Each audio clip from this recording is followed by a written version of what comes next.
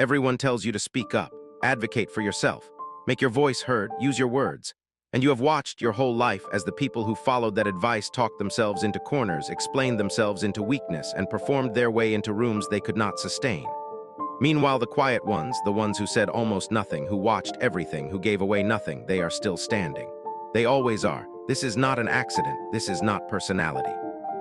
This is a strategy so old and so precise that most people walk past it every single day without ever seeing it. And today, you are going to see it. There is something that happens in every room you enter. You feel it before you understand it. A current. A set of invisible rules about who gets to take up space, who gets listened to, who gets dismissed, and who, quietly, without announcement, gets everything they came for while everyone else is still deciding whether to speak. You have been in rooms where you said almost nothing and walked out knowing exactly what happened. You have been in rooms where someone else said almost nothing, and somehow that person was the only real presence in the space. And you have been in rooms where the loudest, most insistent voice, the one that filled every silence, that clarified every point, that refused to leave anything unnamed, left with less than they arrived with. This is not random. This is not social luck. This is a mechanism. And once you see how it works, really see it, not as an idea, but as a living thing operating in every interaction you will ever have, you will never walk into a room the same way again. So what is this about? What does it mean to say the silent ones always win? Does it mean you should never speak? That words are dangerous, that the best strategy is to disappear? No, it is more precise than that, and more interesting. The mechanism of silence. What is silence actually doing? When most people think about silence in social contexts, they think about the absence of something, the failure to speak, the gap where a word should have been. They frame it as passive, neutral, empty. But silence is not empty. Silence is full. Every moment you are not speaking, you are doing something that speaking cannot do. You are withholding information. You are creating ambiguity. You are forcing the other person, the room, the negotiation, the relationship, to fill the space with their own projections, their own assumptions, their own fears and hopes about who you are and what you think. That is not passivity. That is the most active thing you can do in a conversation without saying a word. Think about how this actually works. When you speak, you hand people a map of your interior. You tell them where you stand, what you value, what you fear, what you want, where your edges are. Once they have that map, they can navigate around you. They can predict you. They can position themselves relative to you. They can press on the parts of you that are soft. When you do not speak, when you listen, when you observe, when you hold your position without announcing it, they have no map. They have only themselves reflected back. They have only their own uncertainty, which they will immediately begin filling in with whatever they most fear or most want to believe. The silence is not doing nothing. The silence is making them give you everything. So why don't more people understand this? Because silence feels like surrender. It feels like losing. Every social instinct you were trained to follow, be likable, be clear, be understood, make people comfortable, resolve the tension, all of those instincts demand that you speak. They tell you that silence is what happens when you have failed to find the words, that the right response is always to fill the gap. But those instincts were not built for your benefit. They were built for the benefit of the social system that trained them into you. A person who can be read is a person who can be managed. A person who speaks freely is a person who reveals their position. A person who cannot tolerate silence will break it, always at the worst moment, always in a way that gives something away they meant to keep. And the person across from you, whoever they are, knows this. Maybe not consciously, but somewhere in the evolved machinery of human interaction, they know that the person who breaks the silence first has just flinched, has just shown where the edge is, has just given away something real for the price of momentary comfort. Is it really that simple? Just say less. No, this is where the idea gets misunderstood, and where people who try to use silence as a technique usually fail. Strategic silence is not silence for its own sake. It is not the performance of mystery. It is not crossing your arms and staring at people from across the room while thinking about how quiet you are being. It is something much more specific. It is the combination of genuine presence. You are fully in the room, you are taking everything in, you are processing at a level most people around you are not, and genuine restraint. Not the restraint of someone who has nothing to say. The restraint of someone who has so much to say that they are selective about what they release and when. That combination, full presence, high selectivity, is what creates the sensation that other people feel around you. The sensation that there is more going on beneath the surface than is visible, that you know something you are not saying. That speaking to you requires care because you are listening in a way that most people are not.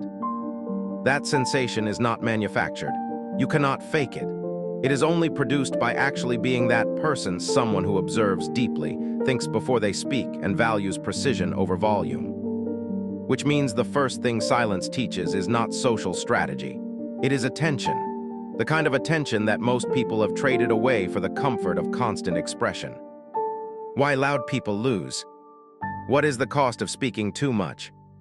Let's be honest about what speech actually costs, not in a philosophical sense, in a concrete, transactional, room-by-room, conversation-by-conversation sense. When you explain your position, you commit to it. You cannot retreat without it being visible. Every time you speak, you are drawing a line in the sand, and everyone in the room has seen you draw it. If you move that line later, they saw you move it. If you defend it, they know exactly where to push. When you fill silences, you signal discomfort. Silence is neutral. The discomfort belongs to whoever breaks it. When you rush to fill a gap in conversation, to clarify, to soften, to make the other person comfortable, you are handing them evidence that silence costs you more than it costs them. And in any interaction where information is being exchanged and power is being negotiated, evidence is everything.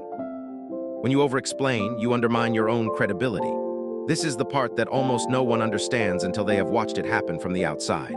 The person who explains too much, who prefaces, who qualifies, who adds context to their context, is not communicating more clearly. They are communicating that they are not sure the core argument is enough on its own. And if they are not sure, why should the listener be? When you speak to be liked, you give away your position. Every sentence shaped by the need for approval carries that need inside it like a scent. People cannot always name what they are responding to, but they feel it. The voice that adjusts its tone to read the room, that softens its edges to avoid friction, that watches the listener's face for signs of acceptance, that voice is not speaking. It is performing. And performances, however good, do not produce trust. Trust is produced by the person who seems to need nothing from you. The person who will say what they believe whether you like it or not. The person who can be disagreed with without going somewhere different. The person whose silence carries the same weight as their words, which means their silence could mean anything, and so you can never quite settle around them. Why do people keep talking even when it costs them? Because silence is uncomfortable. That is the honest answer. Not philosophically, physically. The experience of sitting in silence in a conversation, in a negotiation, in a conflict, activates the same threat response as other social dangers. Heart rate increases. The urge to act, to do something, to resolve the discomfort is immediate and strong. And speaking is the easiest action available. It resolves the discomfort. It ends the silence. It produces the sensation, however temporary, that you have done something, responded, shown up. The cost of speaking is paid later, often much later, often in ways that are difficult to trace back to the moment the silence was broken. So people break it, over and over again. In negotiations, they should have waded through. In conflicts, they should have let sit. In conversations where the most powerful thing they could have said was nothing.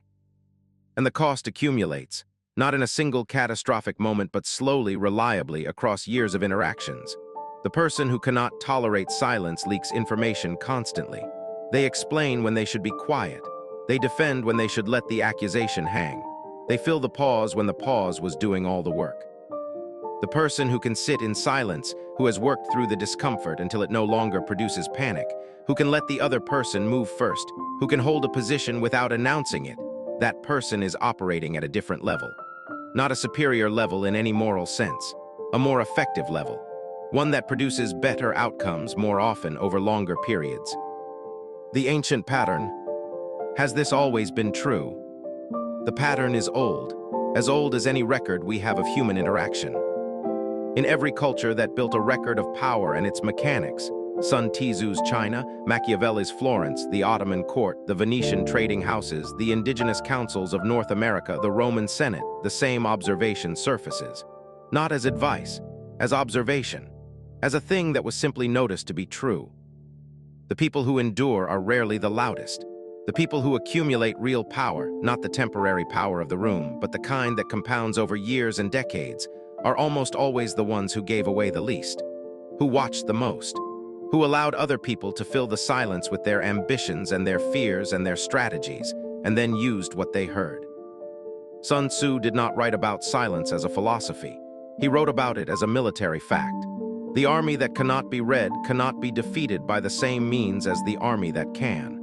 The general who withholds his position forces the enemy to commit to guesses, and an enemy committed to a guess is an enemy already half defeated. Machiavelli was blunter.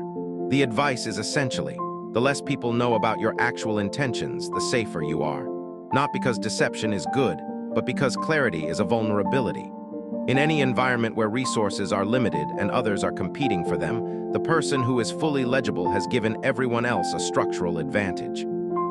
The Ottoman court ran for 6 centuries in part on an architecture of strategic ambiguity. The Sultan did not explain. The Sultan did not clarify. The Sultan waited. And in the waiting, his advisors, his generals, his rivals could never be entirely certain where they stood, which meant they spent enormous energy positioning relative to an uncertainty that may or may not have existed. You do not need to be a sultan, you do not need a court, but the mechanism is identical. The person who does not fully reveal themselves forces everyone around them to operate on incomplete information. That is an asymmetric advantage, and asymmetric advantages compound. But doesn't that mean living behind a mask? Isn't that exhausting? This is the right question. There is a version of strategic silence that is exhausting. The version where you are performing mystery, where every withheld word costs you effort, where you are constantly calculating what to reveal and what to conceal, monitoring your expression, managing the image. That version is not silence. That version is a different kind of noise, turned inward, constant, and ultimately unsustainable. The silence that actually works, the silence of the people who keep winning over the long span, is not effortful. It is natural. It is the byproduct of a mind that has genuinely learned that it does not need external validation to feel certain. A mind that does not feel the compulsion to be understood by every person in every room. A mind that can tolerate the discomfort of being misread, misunderstood, underestimated, not because it has suppressed the desire to correct the record, but because it has understood that the record corrects itself over time. When your silence comes from that place, not performance, not strategy, not control, it is effortless. Because you are not trying to create an impression. You are simply being a person who thinks before they speak, speaks when they have something real to say, and stops when they do not. The exhausting thing is not silence. The exhausting thing is the performance of expression, the constant audition, the monitoring of how you are landing, the adjustment, the filling of every silence because the silence feels like judgment. That is what costs you. And the people who are quietly winning in every room you have ever been in, they stopped paying that cost a long time ago. Silence as intelligence. What does choosing silence reveal about a person's mind? There is a reason we attribute authority to the quiet person in the room. Not to all quiet people, silence from anxiety is different from silence from depth. But when you encounter someone who is genuinely present, genuinely attentive, and genuinely unbothered by the pressure to perform, something registers. Part of it is biological. The capacity to regulate the impulse to speak is an executive function.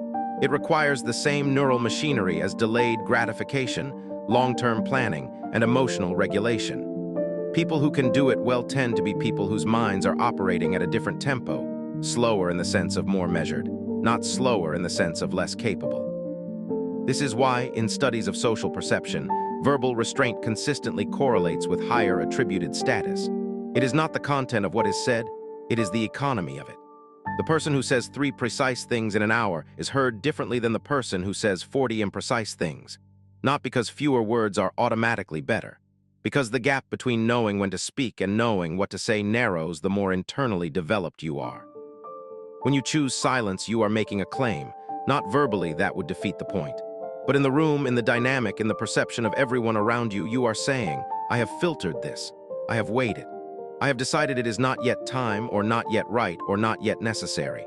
And that filtration process, invisible to everyone watching, registers as depth. People cannot always name what they are responding to. but they are responding to the evidence of an interior life that is active and disciplined. A mind that does not need to externalize everything to process it. A mind that can hold complexity without immediately converting it into speech. That mind is rare, and rarity in human social dynamics produces a very specific response: attention. But what if people misread the silence? What if they think you have nothing to say? They will, some of them will. And this is the part of the pattern that separates the people who understand silence from the people who only study it. The silent ones do not win because everyone around them correctly interprets their silence as depth. They win despite the fact that many people misread it entirely. The misreading is actually part of the mechanism. The person who dismisses your silence as emptiness has just made a strategic error. They have underestimated you. They have shown you their hand, their assumption about what silence means, their lack of capacity to tolerate ambiguity, their need to fill in the blank with the most convenient story. They have told you how they operate, what they value, and exactly where they are not looking. You have told them nothing. That asymmetry is not a small advantage. Over the course of a year, a career, a relationship, a negotiation, accumulating knowledge about how people operate while giving away as little as possible about how you operate is the compounding engine underneath every kind of long-form success you can name. The people who correctly read your silence, who feel the weight of it, who sense the activity behind the stillness, those people will approach you differently, more carefully, with more respect, because they have intuited something real. And the people who dismiss you, they will keep underestimating you, right up until the moment they cannot anymore. At which point, the game is already over. The social mechanics. How does silence actually work in the specific rooms you are in every day? Let's get concrete, because the principle is clear, but the application is where most people lose the thread. In negotiation, and everything is negotiation, from salary conversations to where to have dinner, the first person to name a number loses a small amount of ground. The first person to explain their position in full loses more. The first person to fill a silence after an offer has been made loses the most. Why? Because every piece of information you offer during negotiation is a concession. You are telling the other side what you can tolerate, what you need, what you fear. The less you speak, the less they have to work with. The more comfortable you are with silence, with the long, uncomfortable pause after a number has been put on the table, the more the other side is forced to move. This is not abstract. This is a mechanical fact of negotiation documented across hundreds of real-world interactions and practiced deliberately by anyone who negotiates at a high level. The pause is a tool. The willingness to let the silence sit, to not rescue the other side from their own discomfort, is a skill that directly translates to outcomes. And conflict lives in every close relationship, every team, every long-term interaction where two people have different interests. The first person to emotionally escalate has lost the frame, not the argument, the frame. They have shown that the issue has access to them, that it can reach inside and produce reactions, and once something has that access, the other person knows it, and will use it, not necessarily maliciously, just because that is how human beings navigate tension.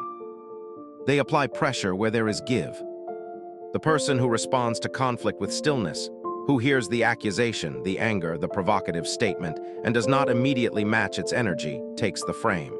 Not because they are cold, not because they do not feel it, but because they have learned that the speed of their reaction is a vulnerability and they have refused to let it be exploited. In social environments, every gathering, every group, every workplace, the person who speaks the most is not the person with the most power. The person with the most power is the one who speaks only when it matters, whose words carry weight because of their rarity, and who listens with the kind of full attention that makes the speaker feel genuinely heard. This is the paradox that most people never resolve. They believe presence requires expression. They believe to be powerful in a room, they must occupy it with their voice. But the most powerful person in almost every room you will ever enter is the one everyone else is trying to impress, and they are not the ones doing most of the talking. The inner cost. But what about connection? What about being known? What about love? This is the question that deserves the most honest answer. Because strategic silence has a cost, and the people who pretend it does not, who sell silence as a pure win with no downside, are not being honest with you. The cost is this: To be genuinely known by another person, you must eventually give them a map of your interior. You must eventually speak. You must eventually let them see where you are soft, what you value, where the edges are. And the skills that protect you in adversarial contexts, the withholding, the ambiguity, the restraint, can work against you in intimate ones. The person who has mastered silence in rooms of power and competition sometimes brings that same silence into their relationships, into their friendships, into the closest spaces where the cost of being misread is not strategic defeat but genuine loneliness, where what is needed is not restraint but disclosure, not positioning but presence. And they find that the silence, which served them so well out there, has become a habit they cannot easily turn off in here. That the walls built to protect from a world that would use their vulnerabilities against them have also kept out the people who simply wanted to know them. This is real. This is not a small cost. The question is not whether it costs you. The question is what you are paying for. A person who speaks freely, who fills every silence, who explains themselves constantly, who keeps no interior, is paying a different cost. They are paying in strategic ground, in perceived authority, in the slow erosion of how seriously they are taken. They are paying in the exposure that eventually gets used against them. They are paying in the depletion of performing their interior for every room and every audience regardless of whether those rooms deserve it. No one gets to pay no cost. The choice is between different kinds. And the silent ones, the ones who understand the mechanism, who have felt the weight of both sides, they are not choosing silence because they are cold or closed or incapable of intimacy. They are choosing it because they understand that not every room deserves their interior. That disclosure is something to be given deliberately, not reflexively. That the most honest version of themselves is not the one available to everyone, but the one available to the rare people who have earned it. The cost of that choice is that fewer people will know you fully. The gift of that choice is that the ones who do will know the real version. Is loneliness inevitable for people like this? Let's be honest. There is a version of this that is loneliness. A person who has understood the social mechanics so precisely that they can no longer unsee them. Who walks into a room and immediately begins reading the dynamics, the motivations, the performances, and finds it difficult to simply be present without the analysis running. That person can become isolated not because they choose silence, but because transparency has become impossible. Because the machinery of observation does not switch off when they are with people who deserve their openness. Because what was once a tool has become the only mode available. That is not the destination, that is the warning sign. The fully realized version of what silence teaches is not social distance. It is selective intimacy. The capacity to be fully present and fully open with the specific people who have earned that, while maintaining the clarity and restraint in every other context that allows you to operate without being exploited. Most people have that reversed. They are guarded with the people who matter and open with everyone else. They perform their interior for acquaintances while starving the relationships that actually sustain them. The work, and it is work, is to learn where the walls belong, not to take them down everywhere, not to keep them up everywhere, but to know specifically and with clarity which rooms require you to be strategic and which rooms require you to be human. That discernment is harder than either silence or openness alone. And it is what the very best version of this understanding produces. The long game. How do you know silence is winning if you cannot see it happening? This is the part that tests people. Because silence does not produce immediate feedback. The person who speaks confidently, who fills the room, who commands the conversation, they get something right now. Agreement, or at least engagement. Eye contact. The sensation of being heard. Even when it costs them strategically, the immediate experience is rewarding. The silent one gets something different. They get information. They get position.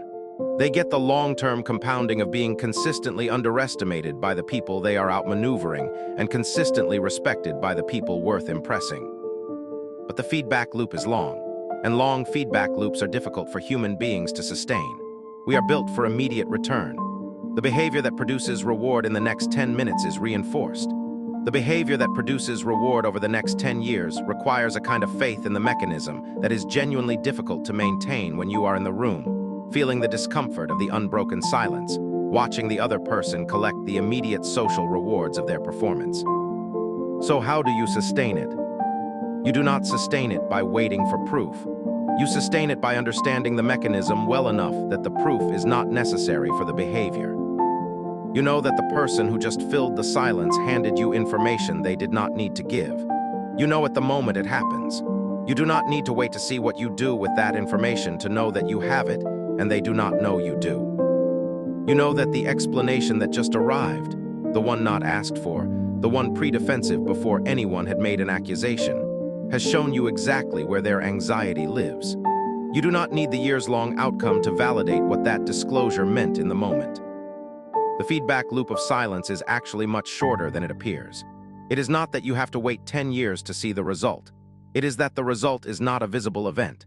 It is a state, an accumulation, a position in the room, in the relationship, in the negotiation, in the dynamic that has shifted so gradually and so quietly that by the time anyone notices it, including you, it has long been true. The silent ones do not win at the finish line. They win at the table. They win in the middle of the conversation, at the moment the other person said one sentence too many. They win in the negotiation room when the silence held for 8 seconds and the other side moved. They win in the long relationship where their words, because they are rare, carry weight that the constant voice can never achieve. You do not need to see it to know it is happening. If you understand the mechanism, you can feel it in real time, in the quality of the information coming toward you, in the way the room orients, in the specific kind of respect that arrives not loudly but persistently from the people who have been paying attention long enough to notice. What about the people who succeed loudly? They are real, their success is real.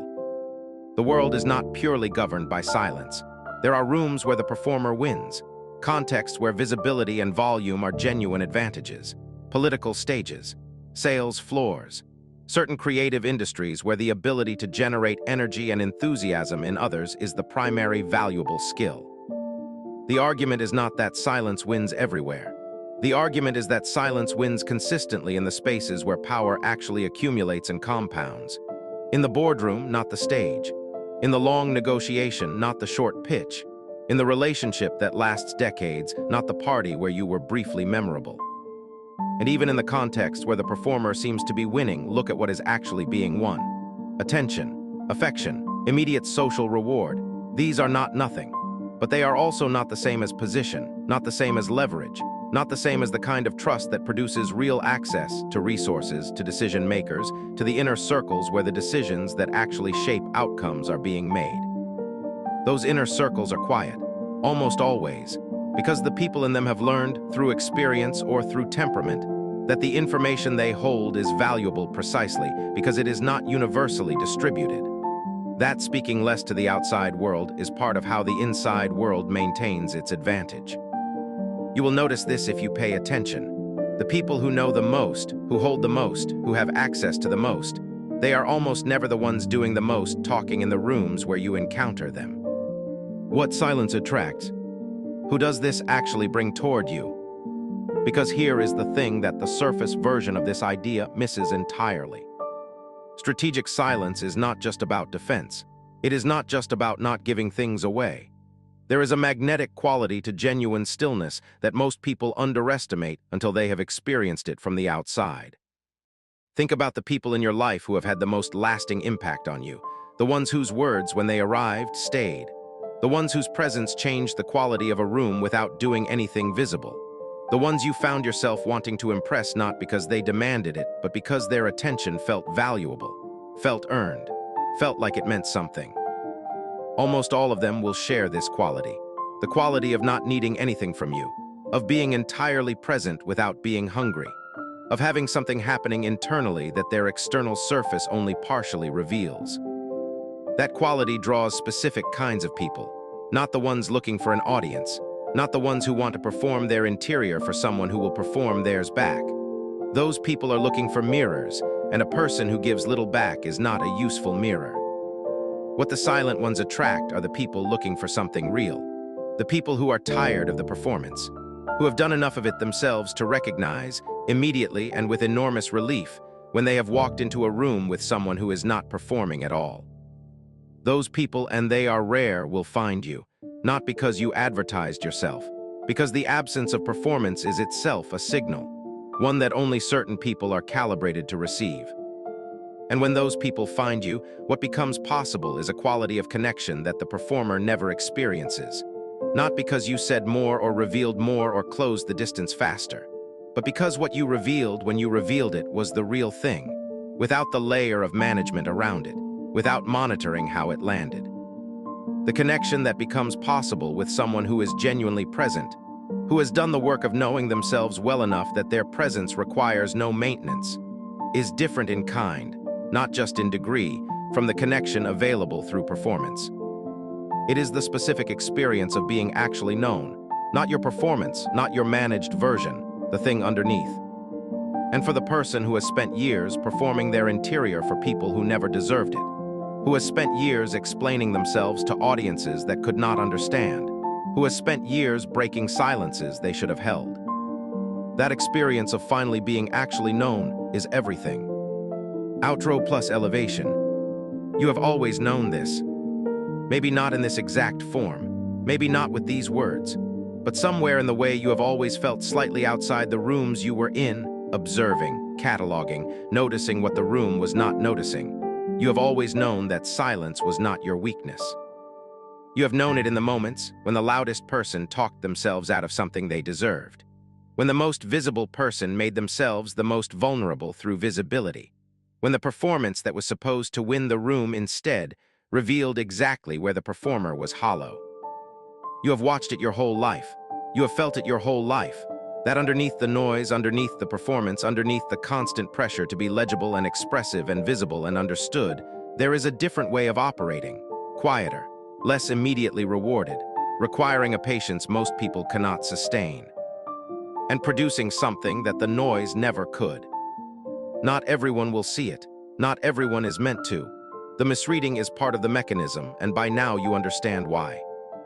But some people will see it, the right ones, the ones who have been in enough rooms to know what genuine stillness looks like, the ones who have been loud enough, long enough to understand what the cost of that loudness actually was. Those people will recognize you, and you will recognize them. And in that recognition, without explanation, without performance, without a single word more than necessary, you will both know exactly where you stand. The silent ones do not announce their wins. They do not need to. The wins are already compounding, quietly, reliably, in every room, every relationship, every long negotiation where patience outlasts impulse and observation outlasts assumption. They are already compounding, and so are yours.